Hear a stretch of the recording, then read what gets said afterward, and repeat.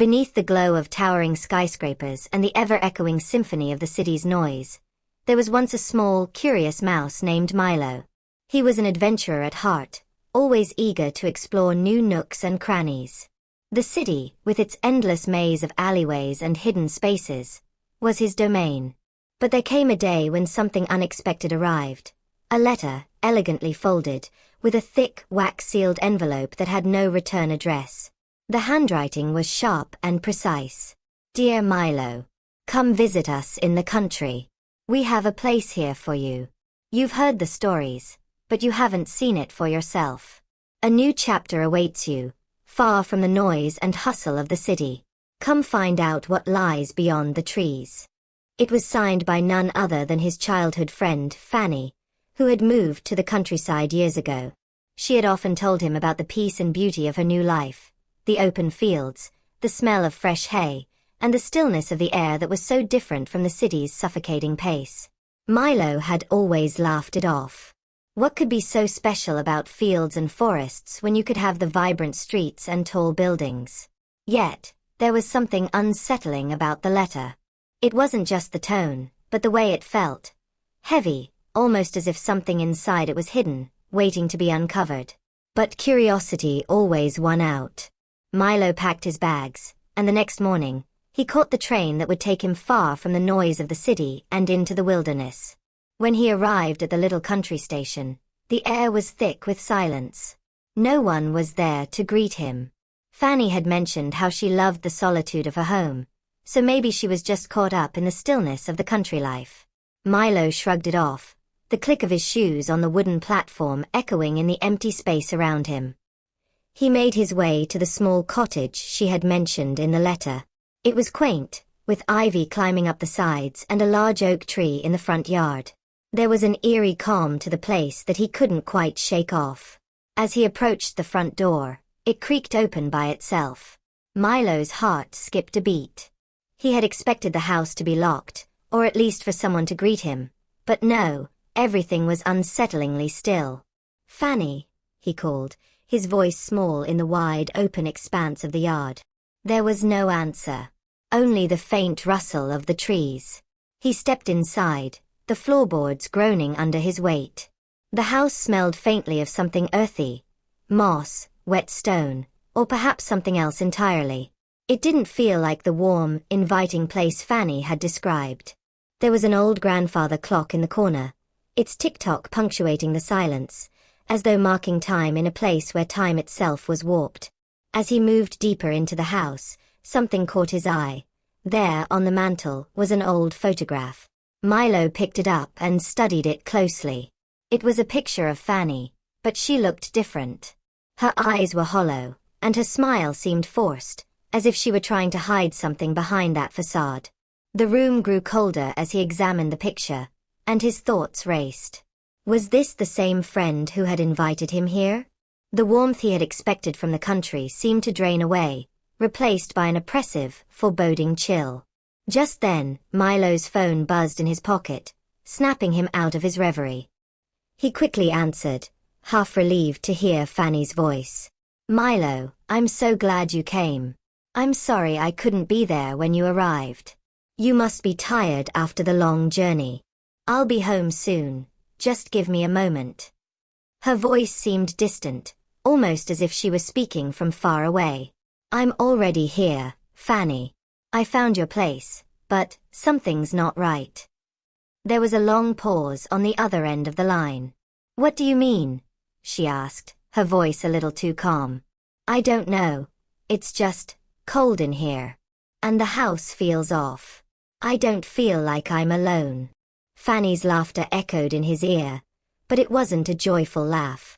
It was hollow and faintly unsettling. "Don't worry, Milo.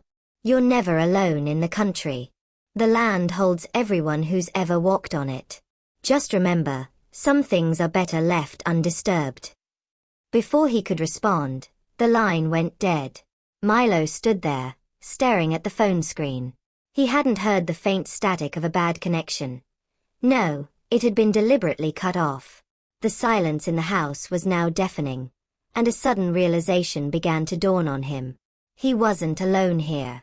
And whatever was waiting for him in the shadows was far older, far darker than he could have ever imagined.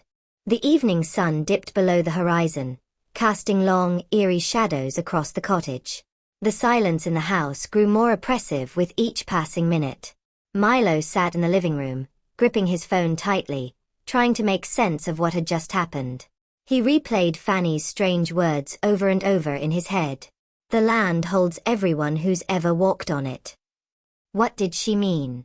And why did her voice sound so different? He set the phone down on the coffee table, the weight of his confusion pressing heavily on his chest. The grandfather clock's tick-tock seemed to echo louder now, filling the empty spaces in the room with its relentless beat. A soft wind blew through the cracks in the walls, causing the curtains to flutter slightly. For a brief moment, he thought he heard something faint, just on the edge of his hearing. A whisper, like a voice carried on the wind. Shaking his head, he stood up, his legs feeling heavy beneath him. He couldn't stay in here forever. Maybe he could walk around the property, clear his mind, and wait for Fanny to return. After all, he was just imagining things, right? This place was isolated, and the quiet was just unsettling. Nothing more. He opened the front door and stepped outside. The cool evening air hit him immediately, sharp and fresh. The ground was soft beneath his feet, a mixture of wet soil and fallen leaves, the scent of the earth rich and damp. The trees surrounding the cottage loomed tall and dark, their twisted branches reaching toward the sky like skeletal hands. Milo started walking, telling himself that the countryside was peaceful, that it was just the unfamiliarity of it all that made him uneasy. But something was off. The trees seemed to lean in closer the further he walked, as though they were watching him, waiting. Every now and then, a distant creak or groan echoed from deep within the forest, but there was no sign of life. No animals, no birds calling in the distance. The farther he ventured into the woods, the more he felt the weight of the silence pressing down on him. His footsteps grew louder, like they were being magnified by the stillness. He glanced around, feeling paranoid, but there was nothing, just the dark trees and the deepening night. As he walked, the wind picked up, rustling the leaves and making the branches sway in a way that felt unnatural. The whispers came again, faint but distinct. They seemed to be coming from all around him, as though the trees themselves were speaking, murmuring in a language he couldn't understand. Milo stopped in his tracks, his heart pounding in his chest. "Who's there?" he called out, his voice shaky. There was no answer, only the soft rustle of the wind. He turned around, about to head back to the cottage, but something caught his eye, a figure in the distance. A shape moving between the trees. Milo froze. His mind raced. Could it be Fanny? He called out again, but the figure didn't respond. It simply disappeared into the shadows. Against his better judgment, Milo moved forward, stepping deeper into the woods. The further he went, the darker it became. The trees seemed to close in around him, their branches creating a canopy that blocked out what little light remained. Every step he took felt heavier, as if the very earth was trying to pull him down. Suddenly, the ground beneath him gave way, and he stumbled, falling into a small, hidden pit. It wasn't deep, only a few feet, but the fall knocked the breath out of him. Groaning, he pushed himself up and wiped the dirt from his hands. As he did, his eyes caught something buried beneath the leaves. It was a wooden box, weathered and old, its surface worn with age. Curiosity piqued. Milo reached down and pried it open. Inside, there was a bundle of old yellowed papers and a strange, rusted key. He carefully unfolded the papers, his eyes scanning the faded text. It was written in a language he didn't recognize, something ancient, something that sent a chill down his spine. The whispers in the trees grew louder, and Milo looked up, suddenly aware that he was not alone. The figure from before had returned, standing just outside the circle of trees, watching him. Its face was obscured by shadow, but its presence was undeniable. It was as if the very forest itself was alive and waiting. Milo's heart raced as the figure stepped forward, its form slowly becoming clearer. It was wearing tattered clothes, and its eyes, dark, hollow and empty, stared straight at him. The air around him grew thick, suffocating, and the whispers intensified into a cacophony of voices. "Get out," one voice hissed. "Leave before it's too late." But Milo couldn't move. His legs felt like they were cemented to the ground, the fear rooting him in place. The figure took another step, and the air seemed to grow colder, sharper. With a final desperate push, Milo turned and ran, leaving the pit and the mysterious box behind. The forest seemed to chase him, the trees closing in as if trying to trap him. He ran blindly, not sure where he was going, but desperate to escape. The whispers followed him, growing louder and more frantic. When he finally burst out of the trees, gasping for breath, he found himself back at the cottage. But everything had changed. The house was no longer just a house. It was a looming, oppressive presence, its windows dark and empty. The door hung ajar, creaking in the wind. Milo stumbled toward it, unsure if he wanted to go inside, but knowing that he had no choice. Milo's heart raced as the figure in the photograph slowly turned its dark, hollow eyes toward him. The room seemed to close in around him, the air thickening with a suffocating energy. He couldn't breathe. The walls felt as though they were pressing down on him, as if the house itself was alive and angry at his intrusion. Fanny's body lay cold and lifeless on the stone altar, her eyes wide open, staring at nothing. It was as if the life had been drained from her. Her spirit, her soul, consumed by whatever force ruled this place. Milo wanted to scream, to run, but his legs wouldn't move. His mind was a blur of confusion and terror. How had this happened? How had Fanny ended up here? And what was this dark entity that had claimed her? He backed away slowly, his pulse hammering in his ears. The figure in the photograph, the tall, gaunt figure with empty, soulless eyes, was no longer just a picture. It had stepped out of the frame and was now standing in front of him. Its presence filled the room, its towering form blocking the exit, the air around it rippling with a malevolent energy. "You shouldn't have come here, Milo," a voice echoed from the figure's mouth. It was deep, distorted, like the sound of gravel grinding underfoot. "This land claims all who set foot upon it. And you are no exception." Milo's mind screamed for him to run, but his body refused to obey. The figure's voice seemed to paralyze him, pulling him deeper into the terror that was consuming him. The figure stepped closer, its shadow engulfing him, and Milo's skin crawled with an icy chill. "Fanny," Milo whispered, his throat tight. "What happened to her?" The figure's lips twisted into a grotesque grin. "Fanny was the first. But you will be the last." Suddenly, the house groaned, and the floor beneath him seemed to shift. The stone altar shook, and Milo heard the soft, slow creak of the wooden beams above him. It was as if the entire house was waking up, the cursed energy in the walls stirring to life. The whispers that had been faint before were now a loud, deafening chorus, filling his head with 1,000 voices. Voices of the lost, the trapped souls of the land, all calling out for release. The figure raised its arm, and the shadows in the room seemed to stretch toward Milo. He felt a pull, a magnetic force that drew him closer to the figure, to the altar where Fanny's body lay. He tried to resist, but the force was too strong. It was as if his very will had been shattered by the overwhelming presence of the entity. "No!" he cried, his voice barely audible over the shrill wail of the spirits. "I won't stay here." But the figure only laughed, a hollow echoing sound that made Milo's blood run cold. "You have no choice, Milo.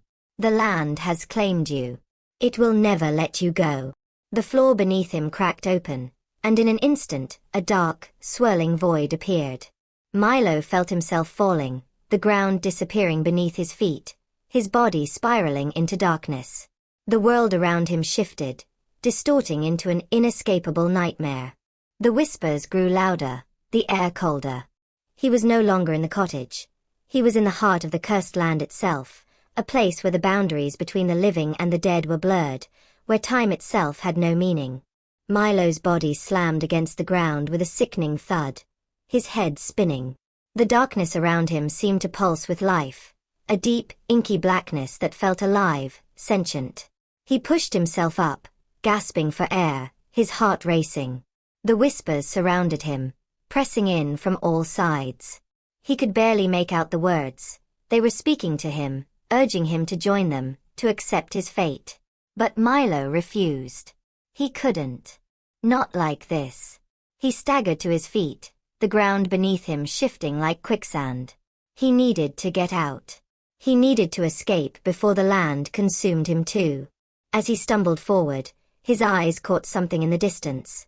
Faint light, flickering like a beacon in the endless void. A way out. Or was it another trap? Another illusion designed to lure him deeper into the curse? Without thinking, he ran toward the light, the whispers growing louder, more frantic as he pushed through the thick, oppressive darkness. The ground seemed to shift beneath him, the very earth warping as he ran, but he didn't stop. He couldn't stop. The light was his only chance. And then, as suddenly as it had appeared, the darkness began to recede. The whispers faded into nothingness, and the light grew brighter, clearer. Milo's heart soared. He was escaping. He was. But then, the light flickered, and a figure appeared in front of him. It was Fanny. Her body was the same as it had been on the altar, lifeless, her eyes wide open, staring at him with an emptiness that seemed to pierce his very soul. She reached out to him, her hands cold and clammy, as if beckoning him to join her. "No," Milo gasped, stepping back. "Fanny, no." Her voice came in a whisper, carried by the wind, as if it were being torn from her very soul. "You can't escape, Milo. The land will claim you, just like it claimed me." Suddenly, the world around him shifted again, the light disappearing, replaced by the suffocating darkness. Milo felt himself falling, spiraling back into the void. The figure of Fanny disappeared into the shadows, her mournful whisper echoing in his ears. Milo's body slammed against the ground once more, and he lay there, gasping for breath, the weight of despair pressing down on him. He was trapped. Trapped in the curse that had claimed Fanny, and now it was claiming him. The whispers returned, louder than ever, filling his mind with 1,000 voices, each one pulling him deeper into the curse, each one telling him that there was no escape. But Milo refused to give in.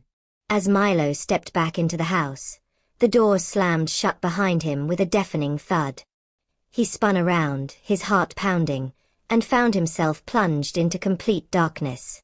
The air inside felt thick, heavy, as if something was pressing down on him. Every breath felt like an effort, his chest tightening with fear. He fumbled for his phone, using its faint glow to light his way. The familiar layout of the house felt alien now, distorted, as if the walls had shifted while he was outside. He didn't know why, but he had the overwhelming sense that something was watching him. Something was waiting. His footsteps echoed unervingly in the empty hallway as he made his way toward the living room. There, lying on the table, was the photograph he had found earlier, the one of Fanny. But now, it looked different. The face of Fanny was no longer the only one in the picture. Standing beside her was another figure. A tall, gaunt figure, with eyes as dark as the void. Milo's breath caught in his throat. He couldn't tear his eyes away from the figure. It was impossible. He hadn't seen anyone else in the house. No one except Fanny. Had she been hiding someone? Or was this something else entirely? The photograph was no longer just a piece of paper. It was a warning. And the figure in the photograph was now closer, its presence creeping into the room as if it were real, moving beyond the confines of the frame. Suddenly, there was a soft sound behind him. A creak of the floorboards, the faintest whisper of movement. He spun around, heart in his throat, but there was nothing there. Just the dark, oppressive silence that seemed to hang in the air like a thick fog. Milo's mind raced. What was happening? Was this some kind of hallucination, or was it something far darker, something tied to the land itself? His eyes darted around the room, and that's when he saw it. The floorboards near the fireplace were loose, slightly raised as though something had been hidden beneath them for years. With trembling hands, Milo knelt down and pried the boards open. What he found beneath was worse than he could have imagined. It wasn't just dust and dirt that he uncovered, it was a small, hidden room. The walls were covered in symbols, strange runes that seemed to pulse with a dark energy. In the center of the room lay a stone altar, its surface stained with something that looked like old blood. And on that altar, a figure was lying. It was Fanny. Her body was pale and lifeless, her eyes wide open, staring at nothing. The figure from the photograph stood over her, its eyes hollow and black, its face twisted into a grotesque grin. The air grew colder, the whispers louder, and Milo realized, too late, that he had unwittingly stumbled into the heart of the curse that haunted this place. Fanny wasn't the one who had invited him here. She was the one who had been taken, sacrificed to the dark forces that ruled the land. And now, the land wanted him too. The chamber shook with an earth-shattering roar as the beast broke free from its chains. The ground trembled beneath Daniel's feet, and the air around him grew heavy with the creature's malevolent energy. The fog swirled more violently now, as if the very atmosphere was being pulled into the creature's dark wake. Daniel's mind raced as the beast, now free, reared its massive form, looming over him like an ancient nightmare brought to life. The cat's eyes gleamed with cruel satisfaction, its yellow gaze fixed on Daniel as it stepped back into the shadows, allowing the beast to take center stage. It was as if the two were one, master and servant, bound by an unspoken pact. "You see," the cat purred, its voice a venomous whisper in the now still air. "This is the true power of the bloodline. This is what you were born to control, born to wield. The beast is your inheritance, your destiny." Daniel's heart was racing, his chest tightening as the beast's heavy breathing filled the chamber, each exhale a sound like the growl of the earth itself. The creature's eyes glowed with a sinister red light, locking onto Daniel with an unrelenting hunger, and he could feel its gaze burn through him. His every instinct screamed at him to run, to escape, but there was nowhere to go. The shadows, thick as tar, closed in on every side, blocking any possibility of flight. "You said I had a choice," Daniel said, his voice trembling but determined. "You said I could reject this, reject the bloodline. So I will. I'll fight it. I'll destroy it all." The cat tilted its head, its lips curling into a twisted smile. "Fight it," it mused. "Do you think you can destroy what is a part of you? What runs through your very veins?" The beast's growl echoed again, louder now, reverberating through Daniel's bones, the sound vibrating with a primal force that threatened to split him in two. He could feel it, deep within his chest, beneath the fear and the panic, that the beast's power was not just physical. It was something older, darker, more insidious. The beast was part of him, just as the cat had said, and there was nothing he could do to escape it. But still, the defiance burned within him.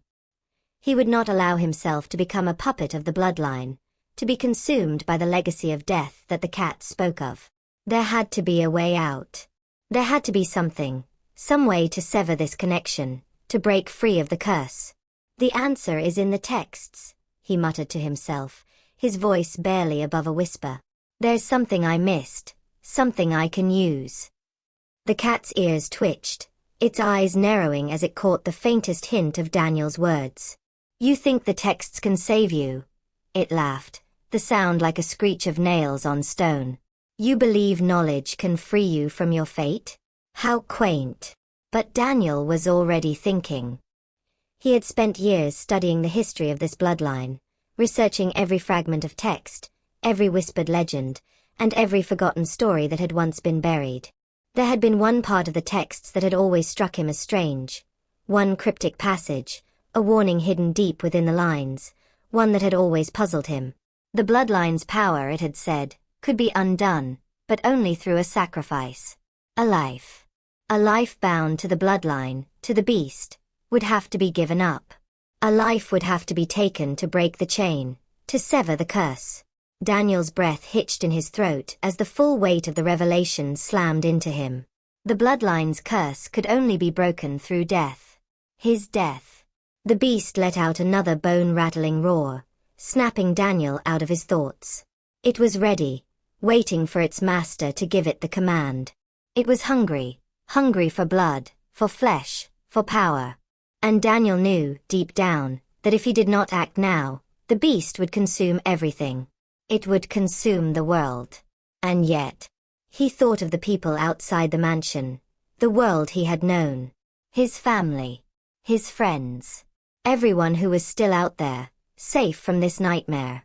Could he truly allow the beast to rise, to wreak havoc on the innocent just to protect himself? Could he let the bloodline consume him? The cat was watching him, its gaze calculating, its tail flicking back and forth with impatience. "You're hesitating," it said, its voice low and cold. "You're afraid. But you cannot run. You cannot hide from the truth of your blood." "I'm not afraid," Daniel said through gritted teeth. "I'm not going to let you win." But even as he said the words, he knew it was a lie. The weight of his bloodline was crushing him, pressing down on him, and the power of the beast was undeniable. The choice seemed impossible. Death or destruction. The end of the curse, or the continuation of the nightmare. "You don't have a choice," the cat said, its voice thick with finality. "You are already one of us." Daniel could feel it now, deep within him. The pull of the beast, the connection to the dark power that surged through his veins. It was calling to him, beckoning him to surrender, to give in to the darkness and embrace his destiny. But Daniel clenched his fists, his nails digging into his palms as he steeled himself against the overwhelming pressure. He would not let it control him. He would not let the bloodline define him. With a cry of defiance, Daniel reached for the dagger he had found earlier in the chamber, the ancient weapon said to have once belonged to the founders of the bloodline. He could feel its weight, its coldness, and for a moment, it seemed to pulse with an energy all its own. The blade was the key, the weapon that could sever the bloodline's hold over him. "Take it," the cat hissed, its voice laced with fury. "Do it. Kill yourself. End it all before the beast destroys everything." Daniel's hand trembled as he lifted the blade. He could feel the weight of its power, the terrible cost it demanded. And then, as he raised it above his head, he heard the beast's growl one final time, loud and deafening. With the beast charging forward, there was no more time to think. Without hesitation, Daniel plunged the dagger deep into his own chest. The darkness around him seemed to press tighter, suffocating him. Milo's chest felt tight, his body shaking with fear and exhaustion. He had no idea how long he had been trapped in this void, days? Hours.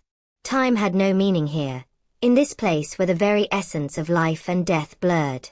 But one thing was certain, he had to escape. No matter what it took. He couldn't end up like Fanny, lying lifeless on that altar, her soul consumed by the land.